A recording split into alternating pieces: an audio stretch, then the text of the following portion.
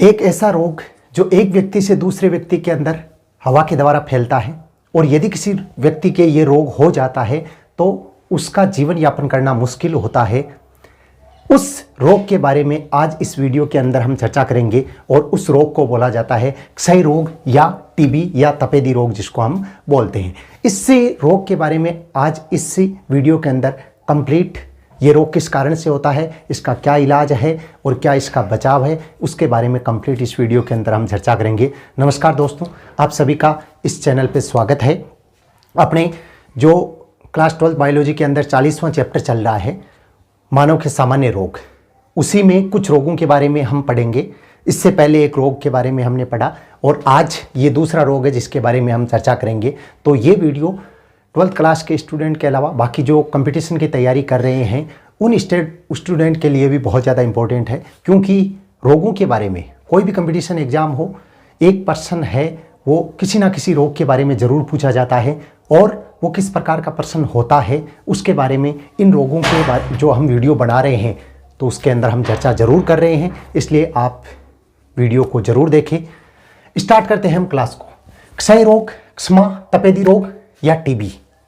ठीक है, आज किस रोग के बारे में हम पढ़ेंगे? क्षय रोग, तपेदी रोग, टीबी जो एक ही नाम है या इसका दूसरा नाम होता है ट्यूबरक्लोसिस। ट्यूबरक्लोसिस ये नाम एग्जाम के अंदर जरूर आ सकता है, क्योंकि जैसे क्षय रोग, टीबी, तपेदी ये नाम हमारे सुने हुए हैं, लेकिन ट्यूबरक्लोसिस नाम है ये एग्जाम बहुत सारे मैंने ऐसे क्वेश्चन देखे हैं जिनके अंदर ये नाम दिया हुआ आता है कि ट्यूबरक्लोसिस रोग, उसके कोई रोगजनक के कारण कुछ भी पूछा जा सकता है। तो ये एक ही रोग के नाम है, ये याद रखना। क्षय रोग, क्षमा, तपेदी रोग, टीबी, ट्यूबरक्लोसिस ये सब के सब क्या है? एक ही रोग के नाम है। सबसे पहले हम बात करते हैं कि ये किस प्रकार का रोग होता है। ये किस प्रकार का रोग होता है? एक संक्रामक रोग होता है, मतलब एक व्यक्ति से दूसरे व्यक्ति के अंदर ये फैलता है। मतलब एक व्यक्ति जैसे रोगी व्यक्ति है उसके संपर्क में यदि स्वस्थ व्यक्ति आता है तो यह रोग स्वस्थ व्यक्ति के भी हो सकता है। कहने का मतलब ये किस प्रकार का रोग है? यह एक संक्रामक रोग ही होता है। अब दूसरी बात, ये किसके द्वारा फैलता है? तो जैसे ऑप्शन के ये अंदर यदि ये पूछा जाता है जीवाणु, विषाणु, ठीक है, माइकोप्लाज्मा, इसमें से कोई नहीं, तो ये किसके द्वारा फैलता है? जीवाणु के द्वारा। ठीक है, टीबी रोग है वो किसके द्वारा फैलता है? जीवाणु। कौन से जीवाणु के द्वारा फैलता है? तो माइक्रोबैक्टीरियम ट्यूबरक्लोसिस जीवाणु। माइक्रोबैक्टीरियम ट्यूबरक्लोसिस जीवाणु लिख लेना, नोट कर लेना, ये इंपॉर्टेंट पर्सन। क्षय रोग या टीबी है वो किस जीवाणु के द्वारा फैलता है? तो माइक्रोबैक्टीरियम ट्यूबरक्लोसिस जीवाणु। किसके द्वारा फैलता है? माइक्रोबैक्टीरियम ट्यूबरक्लोसिस जीवाणु। दो बातें याद रखना, क्षय रोग या टीबी है वो किस प्रकार का रोग होता है? संक्रामक रोग होता है। ये किसके द्वारा फैलता है? जीवाणु के द्वारा फैलता है। कौन से जीवाणु के द्वारा फैलता है? तो माइक्रोबैक्टीरियम ट्यूबरक्लोसिस जीवाणु के द्वारा यह एक व्यक्ति से दूसरे व्यक्ति के अंदर फैलता है। अब देखो, हमारे देश भारत में 1000 व्यक्तियों में से 15 व्यक्तियों के क्या होता है? टीबी रोग होता है। एक अनुमानतः आंकड़ों के अनुसार, ये बहुत ज़्यादा सोचने वाली बात है, इंपॉर्टेंट बात है कि हमारे देश में प्रति 1000 व्यक्तियों में से 15 व्यक्ति ऐसे होते हैं जिनके कौन सा रोग होता है? टीबी रोग होता है। आप लोगों ने ये बात नहीं सुनी होगी पहले, लेकिन आप लोगों को मैं ये बात ज़रूर बता देता हूँ और इस बात पर थोड़ा अपना ध्यान है वो केंद्रित जरूर करना कि हमारे देश में 1000 व्यक्ति होते हैं, उन 1000 व्यक्तियों में से 15 व्यक्ति ऐसे होते हैं जिनके ये रोग होता है, जिसके बारे में आज हम चर्चा कर रहे हैं। मतलब आज हम उस रोग के बारे में चर्चा कर रहे हैं जो रोग हमारे देश में प्रति 1000 व्यक्तियों में से 15 व्यक्तियों के 100% होता है। यह बात अपने को याद रखनी है। अब देखो, इस रोग के लक्षणों के बारे में हम चर्चा करेंगे।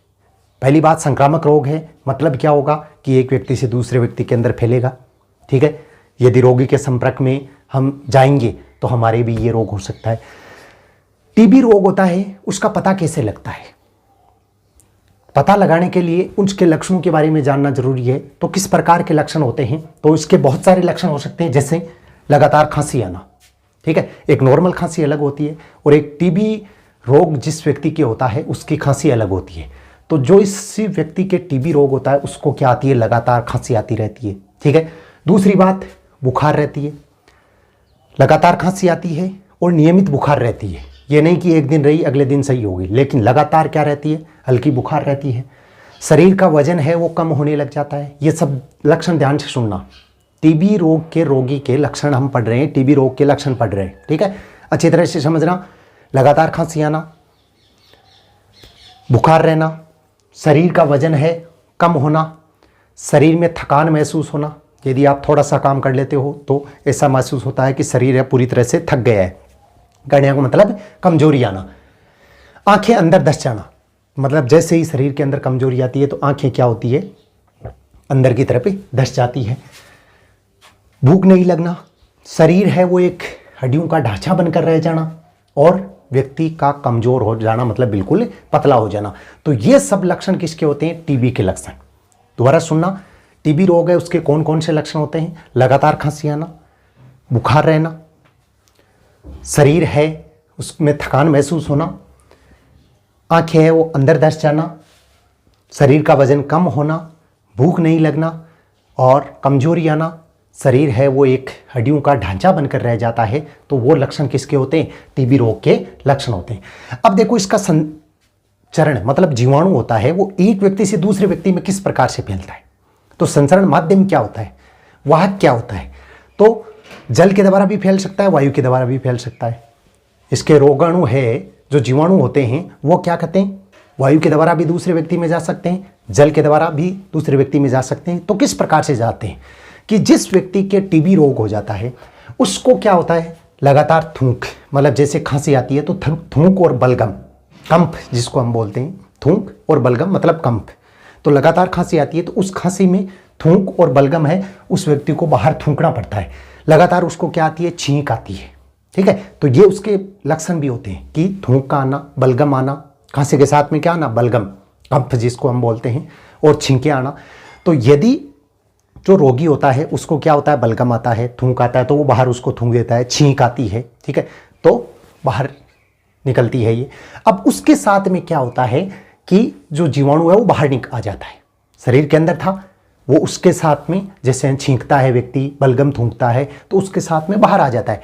अब जहां पे उसने बलगम डाला है या थूका है, ठीक है, उस स्थान से यदि कोई स्वस्थ व्यक्ति गुजरता है या स्वस्थ व्यक्ति वहां उसके संपर्क में आता है तो वो रोग किसके हो जाता है, उस स्वस्थ व्यक्ति के भी हो जाता है। तो इस प्रकार से इसका क्या होता है, संचरण होता है, जो किसके द्वारा हो सकता है, जल द्वारा भी हो सकता है, और किसके द्वारा हो सकता है, वायु द्वारा भी हो सकता है। यदि मान लो कि ये रोग अधिक हो जाता है, मतलब रोगी व्यक्ति पर इसका प्रभाव ज़्यादा हो जाता है, उस समय क्या होता है कि जो बलगम आता है उसके साथ में खून आने लग जाता है, ठीक है, थूक आता है या बलगम आता है, कंप आता है। तो जब व्यक्ति रोगी व्यक्ति है वो अधिक बीमार हो जाता है, खांसी आने लग जाती है, तो खांसी के साथ में जो बलगम आता है तो उसमें क्या आने लग जाता है, खून आने लग जाता है, तब इसका प्रभाव क्या होता है, बहुत अधिक हो जाता है।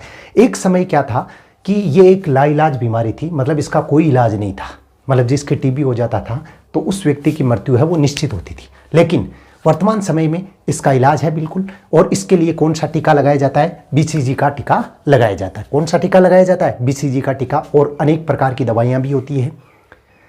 उन दवाइयों के द्वारा इसके प्रकोप को कम भी किया जा सकता है। यदि बीसीजी का टीका लग जाता है तो उस व्यक्ति के ये रोग होने की संभावना है वो बिल्कुल नहीं रहती है, या नहीं के बराबर संभावना रहती है। तो आज हमने टीबी रोग के बारे में पढ़ा। आप लोगों को ये वीडियो कैसा लगा कमेंट के अंदर ज़रूर बताइए, और यदि आपको ये वीडियो अच्छा लगा तो अपने जितने भी साथी हैं उनके साथ में इस वीडियो को शेयर ज़रूर कीजिए। धन्यवाद।